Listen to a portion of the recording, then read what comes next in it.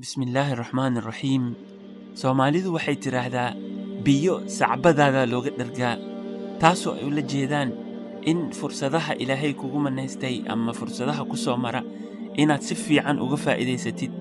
Sidoo kale, Ramadaanku waa fursadaha ugu waaweyn oo Ilaahay addoommadiisa uu ku manaystay. Yacni qofkii fursadahaas seegana ama waayo waxay leedahay cawaaqib xumo aad iyo aad u xun. Nabigeennana Allahumma salli wa sallim calayh aad iyo aad ayuu u digay. Mar waxaa jirtay intuu masaajidka saxaabada soo hor istaagay uu nabigeena yidhi ilaahay ha dulleeyo, ilaahay ha dulleeyo, ilaahay ha dulleeyo uu ku celceliyey. Markaasay saxaabada intay yaabeen ay dhaheen waxay yidhaahdeen yaa rasuulallah waa kuma qofkaas. Nabiga Allahumma salli wa sallim calayh wuxuu ugu jawaabay yacni qofkan bisha Ramadaan fursadeeda soo martay oo aan dembigiisa ama dembigeeda loo dhaafin yacni ilaahay ha dulleeyo uu yidhi. Marka walaalayaal waxaana la gudboon inaan fursadda Ramadaanka aan ka faa'iidaysano siduu ilaahay dembigeenna u dhaafo oo ilaahay raalli nagu noqdo. Si taas loo gaarana insha Allahu tacaala Soomaalida dhexdooda waa inay israaligeliyaan, waa inay is-aqbalaan, waa inay isu tanaasulaan, waa inay isa saamaxaan, taasoo noo sahlaysa insha Allahu tacaala inuu ilaahay na saamaxo oo ilaahay na cafiyo insha Allahu tacaala. Maanta waxaa aad u badan dad badan oo Soomaali ah oo ay xumaato dhexdooda taalo, qaar isku haysta dhaxaltooyo oo waalidiintoodii ay ka tageen, qaar isku haysto hadallo yaryar oo aan micno lahayn ay isdhaafsadeen, qaar ganacsi ku shirkoobay oo khilaaf dhex dhacay, qaar furiin inta lamaanihii isfureereerihii lamaanaha ku coloobay oo carruurtiina ay saamaysay, iyo bulshaweyntii Soomaaliyeed oo dagaalo sokeeye dhex maray oo beelo badan ay colaadi dhex martay ay dagaaleen. Marka sidaas darteed waxaana la gudboon in Ramadaankan bog ama baal cusub aan ku galno hadduu Ilaahay yidhaahdo. Qofka bini'aadanka ah markuu qofka kale uu xumeeyo uu raaligeliyo ama qofka kale uu xumeeyey uu raaligelin weydiisto waa geesinimo. Laakiin waxaa ka geesinimo weyn qofka cafiya ama qofkaas u dembi dhaafa. yacni taasna runtii culays weyn ayay qofka bini'aadanka dejinaysaa markuu cafis dalbado ama markuu wax cafiyaba. maxaa yeelay markii xumaatada caloosha ay kaaga jirto ama ku dhegan tahay waa adoo dab caloosha kugu jirto, yacni xubnahaagoo dhan ayay baabi'inaysaa, caafimaadkaadii ayay haleynaysaa. marka waa yacni cafiska ama isu dembi dhaafidda aad waa muhim. yacni nolosha aadanahana runtii yacni bini'aadanku waa khaldaa waana iscafiyaa. haddii aan u soo laabto colaadda bulshaweynta Soomaaliyeed ka dhex taal beelihii coloobay, runtii dib u heshiisiin dhab ah ma aynan dhicin.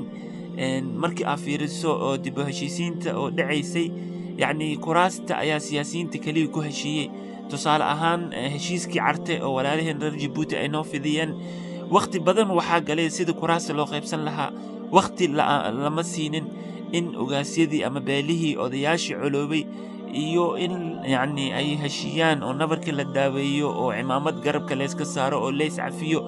taas waqti lama siin. heshiisyadii ka dambeeyena waxay ahayd mid oo qaramadii midoobay uu soo dhoodhoobay oo inta saxiix la leeyahay mar walba.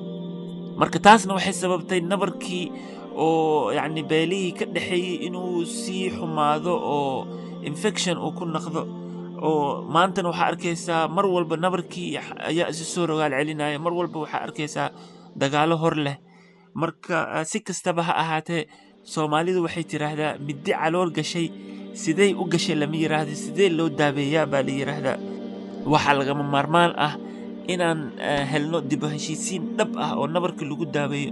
tusaale ahaan markii aad fiiriso dalka Rwanda, dagaal sokeeye oo ba'an oo dad badan ku dhintay ayaa dhex maray. marka hore arrimahoodii ama dacwadoodii waxay ula tageen maxkamadda adduunka inay xalliso, laakiin markay arkeen in ay miro dhaleen oo muddo dheer ay qaadanayso, maxkamadda adduunka oo dhan waa ka baxeen. waxay sameeyeen inay ku heshiiyaan hab heer dhaqameedkoodii oo loo yaqiinay Gacaca. waxaa la yidhaahdaa dhirta meesha annaga aan ka niraahno geedka quraca. ayagana waxay ku heshiiyeen hab reer dhaqameedkoodii, guulo weynna ayay ka gaareen oo nabarkii alxamdulillah waa daaweeyeen. marka anagana waxaana la gudboon dib u heshiisiin dhab ah oo hab xeer Soomaaliyeed oo aan ku heshiino waqti kasta ha qaadatee. waxaa loo baahan yahay in la diyaariyo ergo khaas ah oo aqoon kala duwan leh oo iskaamilaysa sida dhinaca diinta, xeer Soomaaliyeedka, suugaanleyda, garyaqaanada iyo aqoon-yahanada kale. waa inay noqdaan ergadaasi waa inay noqdaan dad dabeecadahoodii ay noqdaan kuwii awoowayaasha Soomaaliyeed ay inoo tilmaameen. mahmaahyada awoowayaasha Soomaaliyeed ayaa waxaa ka mid ah ergo waxaa loo dirsadaa nin dhurwaacay uga adag, kudkude gaajo uga adag, kurtun qorax uga adag, dhagax qabow uga adag. marka ugu dambayntii waxaan ku boorinaynaa insha allahu tacaala walaalaheena Soomaaliyeed inay isu tanaasulaan, inay is aqbalaan, inay isdaayaan. Soomaalidu waxay tiraa rag idaa kuguma daayo, aanu isdayno ayuu kugu daayaa. walaalayaalow aan isdayno, maxaa yeelay hooyooyin badan oo Soomaaliyeed ayaa ku ilmoonaya oo ilmahoodii ku waayey. fadlan dadkii oo arrimaha shakhsiyaadka ama ay reerihii colaad ka dhexayso oo yacni telefoonka qabo u yeer walaalkaagii u dheh walaalow aan iscafino, aan isdhaafno. ha sugin ilaa oo ay dhimashada kaaga soo dhowdahay iyo waxaas. intii la nool yahay la caafimaad qabo ayaa fiican in nabarkii la daaweeyo. waxaan jeclahay inaad ka faa'iidaysateen. waa barnaamijkii Horumari Ummadaada oo idin soo gudbiyey wiilkiina ama walaalkiina Baazi Xaaji Busuri. waxaa kaloo isku soo dibiraday wiilkiina ama walaalkiin Axmed Amiin Xasan. daawadayaal, barnaamijkan waa barnaamij taxane ah. fadlan YouTube-ka subscribe ka noqda, Facebook-ka follow up ku sameeya. waxaan rajaynaynaa hadduu ilaahay yaraado barnaamij tahay ilaa inaan idin soo gudbino. dhageysasho wacan, daawasho wacan. Ramadaan Kariim. khayr ayaa idin dhaafay. jazaakum allahu khayran.